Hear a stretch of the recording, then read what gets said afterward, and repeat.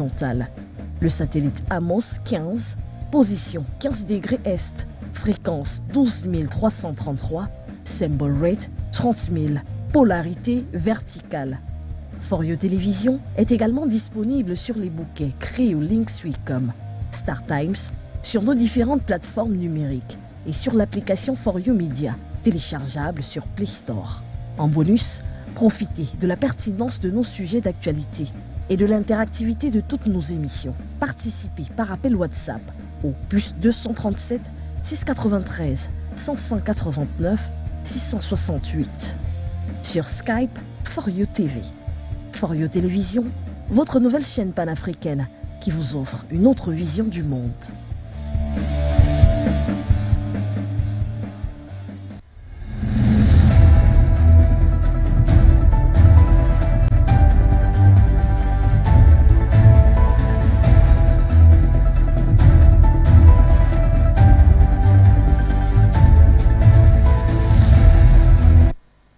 Merci de nous retrouver sur les antennes de For You Télévision. Mesdames, Messieurs, bienvenue à ce rendez-vous de l'information du week-end.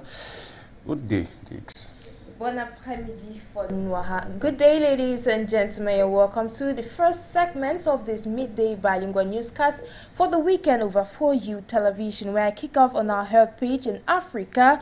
We are according to the Africa Center for Disease Control and Prevention, Africa CDC, the continent of 1.3 billion people still doesn't have a single dose of the monkeypox vaccine. A critical situation where discussions are actually underway with at least 2 partners involved. Fotso with the details.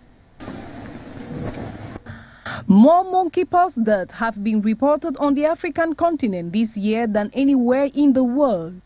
The African Center for Disease Control and Prevention, CDC, says the continent lacks enough diagnostic resources for thorough testing.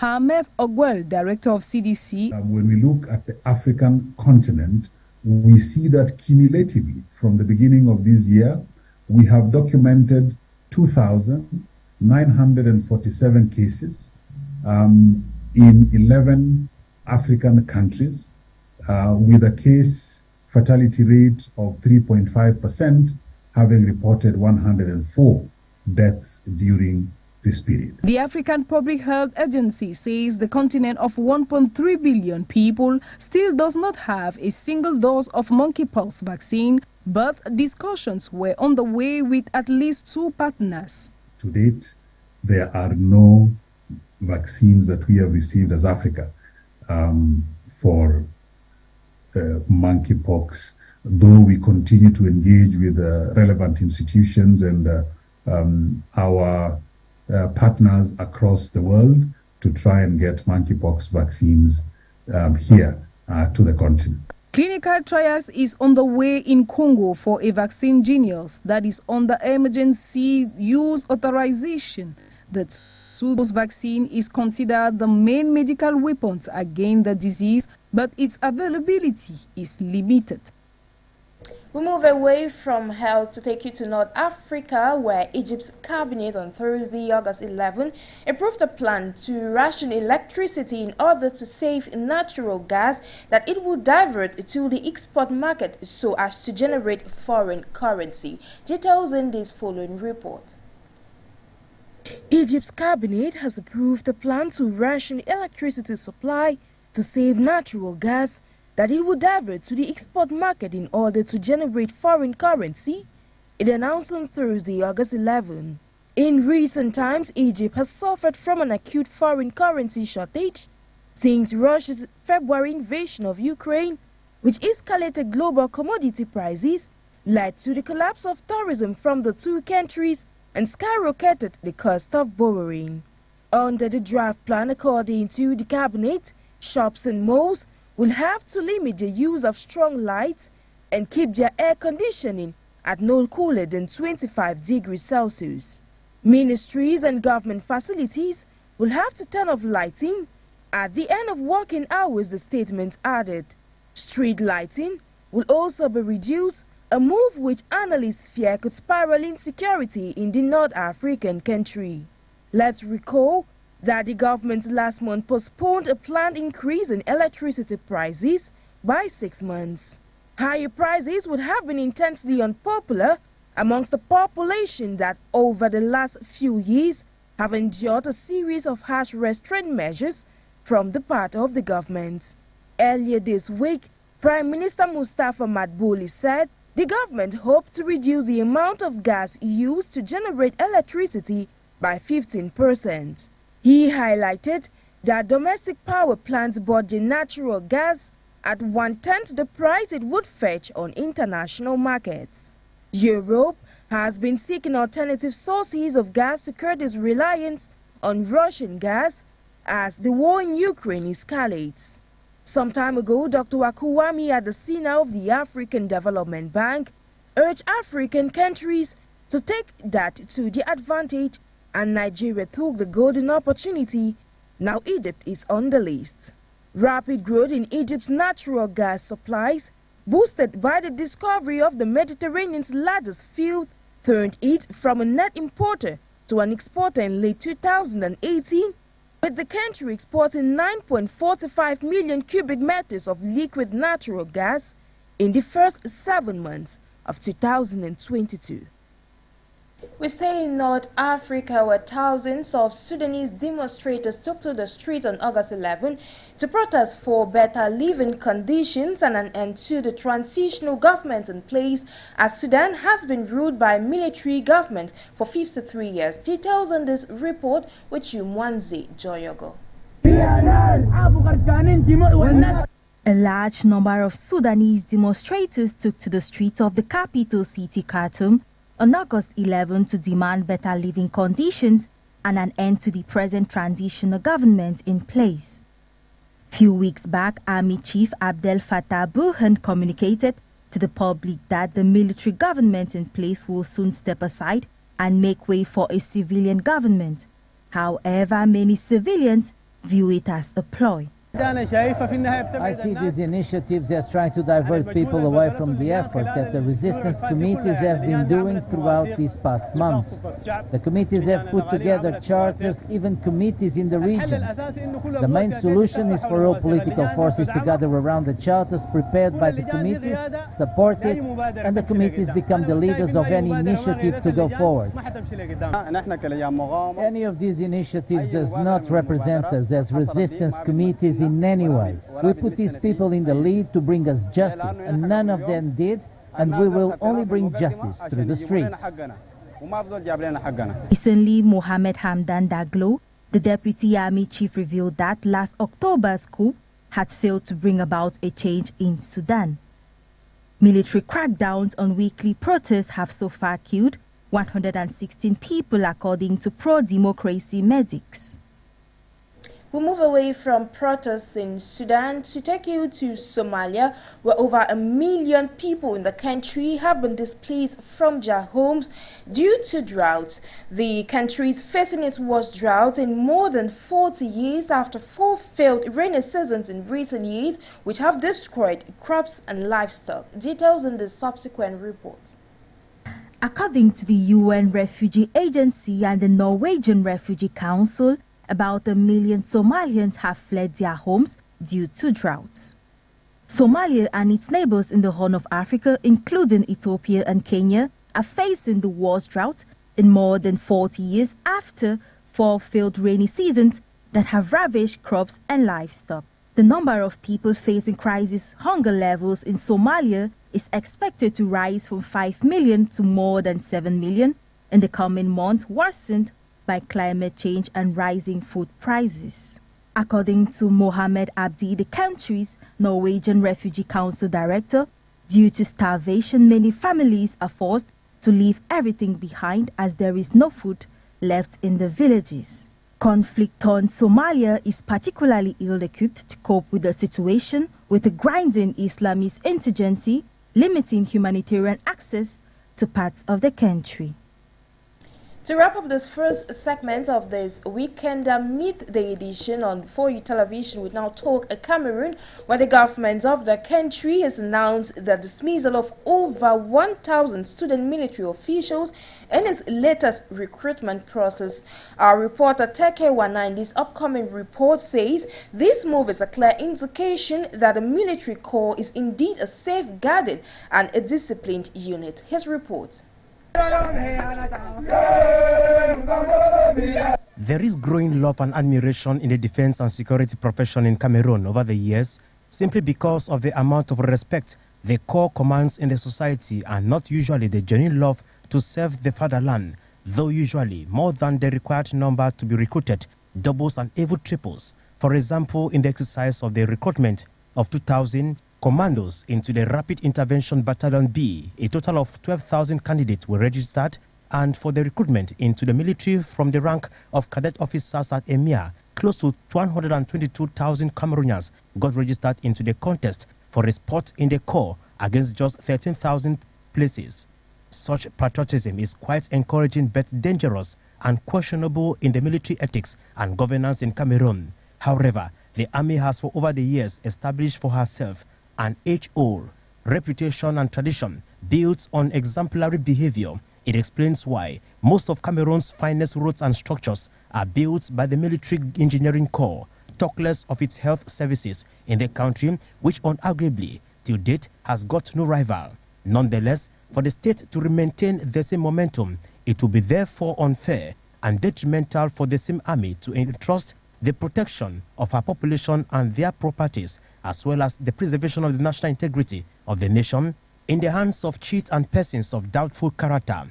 By fishing out over 1,000 candidates with fake certificates in its competitive entrance examination process, it is a clear indication that officials in the defense and security spectrum in the country are poised to render the recruitment process in the corps a more degree of credibility where nothing is left to chance to avoid a situation of garbage in, garbage out. It is therefore a testimony that the military corps in Cameroon is determined like never before as a disciplined and safeguarding unit, ready to serve the nation at all times with dignity and loyalty.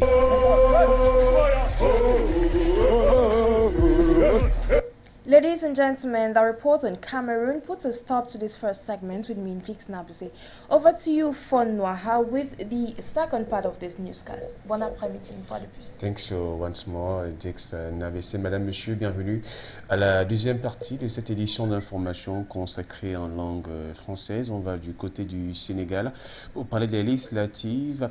Pape Diop rejoint la coalition présidentielle. L'ancien maire de Dakar, Pape Diop, a rejoint le pouvoir jeudi soir, un choix décisif puisqu'il permet au camp présidentiel d'obtenir 83 sièges, soit la majorité absolue sur les 165 que compte l'Assemblée nationale. On fait le point dans ce reportage de Koumabité.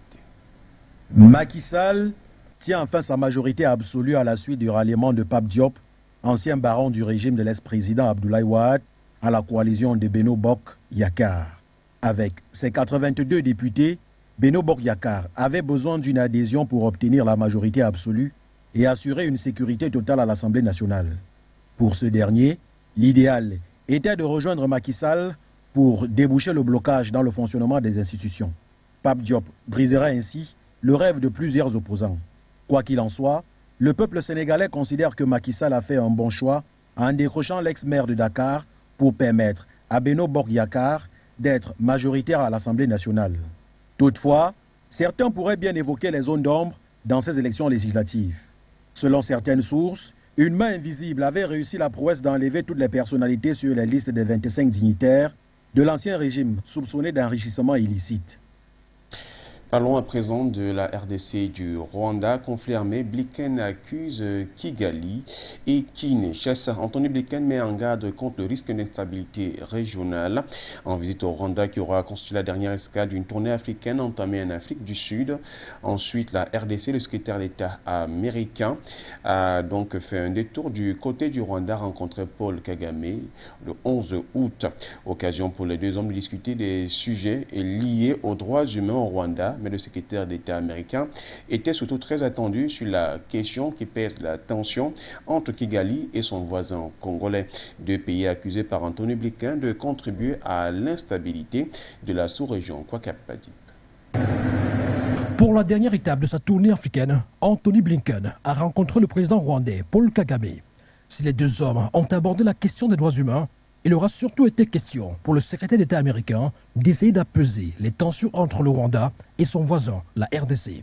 Les deux pays qui sont accusés de soutenir des rebelles opposés l'un à l'autre. Car selon un rapport d'experts des Nations Unies, rendu public début août, l'armée rwandaise aurait lancé des interventions militaires contre des groupes armés congolais et des positions des forces armées congolaises depuis novembre 2021 et jusqu'en juin 2022. Une version catégoriquement démentie par Kigali. Face aux journalistes, lors de la traditionnelle conférence de presse, le secrétaire d'État américain révèle d'ailleurs avoir discuté avec Paul Kagame de ses allégations de soutien au fameux groupe rebelle M23 en RDC, sujet évoqué la veille à Kinshasa avec Félix Tshisekedi.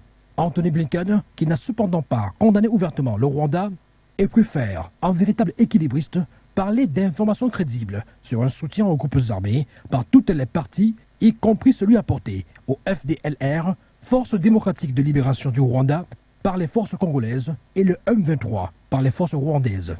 En résumé, Anthony Blinken aura pris en compte le point de vue de Kigali dans la crise, puisqu'il a précisé que ce principe vaut pour le M23, mais aussi pour les FDLR, ce groupe rebelle opposé au gouvernement de Paul Kagame et qui, selon Kigali, combat aux côtés de l'armée congolaise. Pour Kigali, les FDLR sont la cause principale de l'instabilité dans la région. Le Rwanda nie tout soutien au M23 et revendique le droit de protéger sa souveraineté et son peuple en cas d'attaque, condamnant ce que les autorités de Kigali appellent opération terroriste sur le territoire. Car toujours d'après Kigali, la présence des FDLR et l'étroite collaboration avec l'armée de la RDC a toujours été la cause la plus significative de l'insécurité, ce qui permet aux FDLR de mener des opérations terroristes sur le territoire rwandais. Mais toutefois, au-delà des divergences entre les deux pays, jaillit une lueur d'espoir. Selon Anthony Blinken, à l'issue des discussions, les deux présidents rwandais et congolais ont accepté d'engager des pourparlers directs l'un avec l'autre et sont tous les deux prêts à reprendre les pourparlers dans le cadre du processus de Nairobi avec des groupes armés. Parlons de la visite de Blinken en Afrique et tentons de comprendre la nouvelle stratégie des États-Unis. L'Amérique affiche son jeu diplomatique en Afrique. Le temps d'une tournée de 4 jours s'est achevée le vendredi 12 août. Anthony Blinken, le secrétaire d'État américain, s'est rendu en Afrique du Sud, en République démocratique du Congo et au Rwanda. 3 étapes où il a redéfini les partenariats américains, plus que jamais menacés par la Russie et la Chine qui gagnent du terrain en Afrique. C'est par une visite du mémorial du génocide des Tutsis au Rwanda qu'Anthony Blinken, le secrétaire d'État américain, a achevé sa tournée africaine le jeudi 11 août. L'annonce officielle de cette tournée le 32 juillet dernier, quelques jours seulement après celle de Sergueï Lavrov, le chef de la diplomatie russe, n'avait laissé aucun doute quant à la volonté des Américains à contrer l'expansion russe sur le continent africain. 3 étapes ont meublé le voyage d'Anthony Blinken en Afrique. Premièrement, l'Afrique du Sud, où le secrétaire d'État américain a rappelé le poids des prises de position de l'Afrique du Sud en tant que première puissance africaine. Le pays ayant pris jusqu'ici une posture neutre dans le conflit russo-ukrainien. Bien qu'en rappelant l'autonomie de l'Afrique dans ses différents échanges diplomatiques, le danger des Wagner russes pour la sécurité des États africains était un rappel de la plus haute importance pour le diplomate américain. Les questions de sécurité, notamment transfrontalières, étaient également au centre des échanges entre Anthony Blinken et le président Félix Tshisekedi de République démocratique du Congo. Lors de la 2e étape de sa tournée, Blinken a offert la médiation américaine dans le conflit à l'est du Congo, à la frontière avec le Rwanda, défendant l'intégrité territoriale du Congo avec qui les États-Unis entendent mener des combats écologiques pour la préservation de la forêt tropicale et du bassin du Congo, 2e poumon en réserve de carbone, dont l'équilibre impacte celle de l'agriculture mondiale, un secteur clé de l'économie américaine. Des partenariats économiques précisément dans le secteur minier ont également été négociés, en respect de l'environnement, selon la partie américaine. alors que les entreprises chinoises exploitant des mines sont, elles, accusées de détruire l'environnement. La démocratie et les droits de l'homme étaient également un sujet épineux pour Blinken, au Congo comme au Rwanda, dernière étape de sa tournée. Le pays de Paul Kagame, régulièrement dénoncé par les ONG internationales et particulièrement américaines, comme Human Rights Watch, pour violation des droits de l'homme. La question du soutien présumé du Rwanda aux rebelles du M23, évoquée par les enquêteurs onusiens, n'a pas manqué à l'ordre des discussions. Dans une approche strictement neutre, Blinken a quitté le Rwanda après avoir appelé à arrêter de soutenir les groupes armés. Le rendez-vous est pris à Washington au mois de décembre 2022, où se tiendra le sommet Afrique-États-Unis. Preuve, si besoin était encore, que l'Afrique devient terre d'influence pour les grandes puissances. Parlons à présent de la coopération entre la République centrafricaine et le Gabon. Touadéra souhaite un protocole de défense en vue du travail d'amitié aux 48 heures au Gabon chez son homologue Ali Bongo Ondimba. Le président centrafricain, professeur Faustin Archange Touadéra, a émis le besoin que le Gabon et la RCA solidifient davantage leur coopération par la signature d'un protocole de défense, mais aussi a profité de l'occasion pour présenter à nouveau la pépite monétaire centrafricaine, le Sangocoin. Le point dans ce reportage. 48 heures, c'est le temps qu'aura duré la visite du président centrafricain en terre gabonaise. Le professeur Faustin Archange Touadéra est allé rencontrer son homologue gabonais Ali Bongo Ondimba. La raison de sa visite, au-delà des questions bilatérales entre les deux pays, ne sont nul autre que le remerciement de la République centrafricaine envers le frère gabonais. En effet, siégeant comme membre du Conseil de sécurité de l'ONU, le Gabon a pesé de tout son poids sur le groupe africain pour défendre la position de la région Centrafrique en ce qui concerne la levée de l'embargo sur les armes. Aussi, sollicitant un renforcement de la coopération bilatérale au niveau surrégional, le professeur Faustin Archange Touadéra s'est dit conscient du rôle crucial joué par les casques bleus gabonais dans la stabilisation de la République centrafricaine.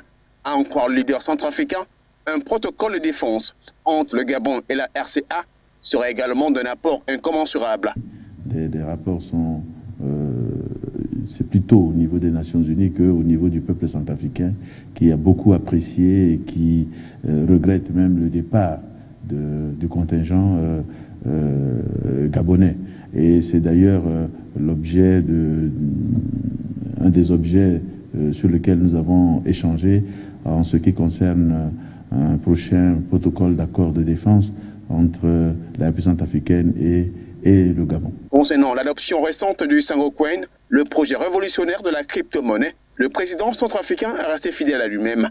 Face à la presse, le professeur Faustin Archange Touadéra a rappelé que le Sangocoin vise les investisseurs étrangers qui pourraient participer à des investissements, notamment sur les infrastructures, les ressources naturelles et bien d'autres. En ce qui concerne l'adoption de cette loi, je pense que nous visons aussi donc les investisseurs étrangers qui pourront participer à des investissements sur les infrastructures, sur les ressources naturelles et bien d'autres qui font partie de l'initiative Sangocoin que nous sommes en train de développer. Et je pense que sur les sites, vous pouvez donc regarder tout ce qui est proposé. Et je crois que c'est un appel aussi aux investisseurs qui sont nombreux sur les crypto-monnaies à investir dans le République centrafricaine.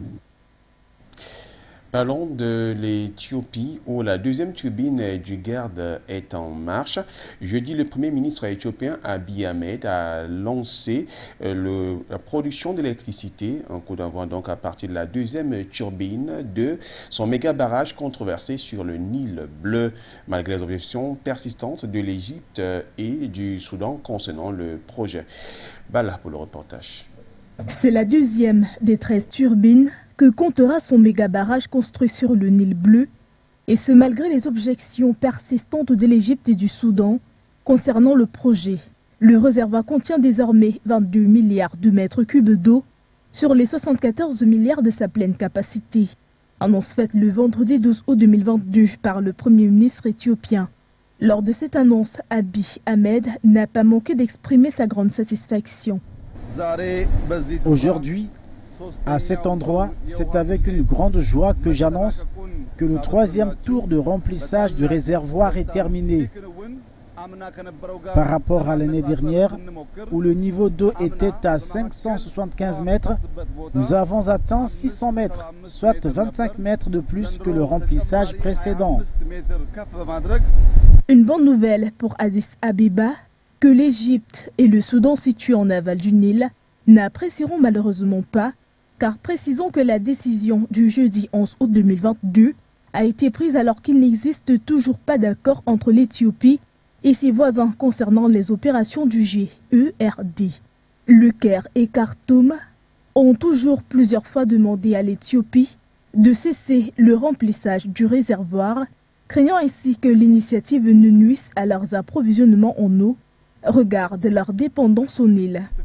Le Nil n'est pas notre propre création, c'est un don de Dieu. Ce cadeau nous a été donné pour que nous l'utilisions de manière responsable. Dieu nous a donné la main pour le faire, pour l'agriculture ou le commerce. Et nous avons tous la responsabilité de le faire. Ceux qui n'assument pas cette responsabilité doivent être blâmés. Le Nil n'est pas une propriété de l'Éthiopie. Il appartient au monde entier.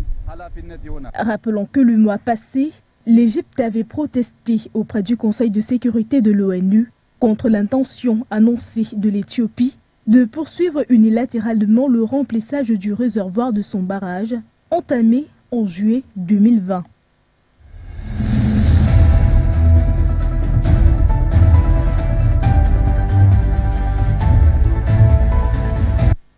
Dans notre page de sport consacrée au football, Vahid Halilovic remercié. Vahid Halilovic, sélectionneur du Maroc depuis août 2019, ne sera pas sur le banc des Lions de l'Atlas pour la Coupe du Monde Qatar 2022. La fédération marocaine a annoncé le départ du franco-bosnien le jeudi 11 août 2022. Dans la communication, la fédération royale marocaine de football explique ce divorce par des divergences de point de vue au sujet de la préparation du mondial qatari. Il doit donc des Lions de l'Atlas pour la phase finale, la 23e édition de ce rendez-vous. Guéli, dans cet élément, nous en dit plus. C'était attendu, c'est désormais officiel. La Fédération marocaine de football a annoncé s'être séparée à l'amiable de son sélectionneur Vahid Halilovic en poste depuis 3 ans à 3 mois de la Coupe du Monde au Qatar. La Fédération royale marocaine de football et le technicien franco-bosnien ont donc convenu de se séparer à l'amiable en raison des divergences de point de vue au sujet de la préparation idoine des Lions de l'Atlas pour la phase finale de la 22e édition de la Coupe du Monde Qatar 2022, a indiqué la fédération dans un communiqué. C'est la 3e fois de sa carrière que Vahid Halilovic est remercié pour avoir qualifié l'équipe au mondial après la Côte d'Ivoire et le Japon. Rappelons qu'il était à la tête de la sélection marocaine depuis août 2019. La Fédération royale marocaine de football remercie Vahid Halilovic pour le travail accompli durant sa mission à la tête de l'équipe nationale, dont principalement la qualification pour la Coupe du Monde 2022, poursuit le communiqué qui met fin à des mois de spéculation sur le départ ou non du coach Vahid. Ce dernier souhaite à son tour plein succès au 11 national dans l'avenir. La fédération n'a jusqu'ici pas encore révélé l'identité du prochain sélectionneur des Lions de l'Atlas, mais a affirmé qu'elle mobilisera tous les moyens afin d'assurer à l'équipe nationale une préparation idéale avant la Coupe du Monde 2022. Information sport que nous mettons un terme à cette édition d'information d'X9. Yeah, of course, for Noha. Ladies and gentlemen, as you did notice, this is the end of this weekend edition of the Midday Bilingual Newscast over 4U Television. I have been Jix Nabise. Stay in company of our transmissions.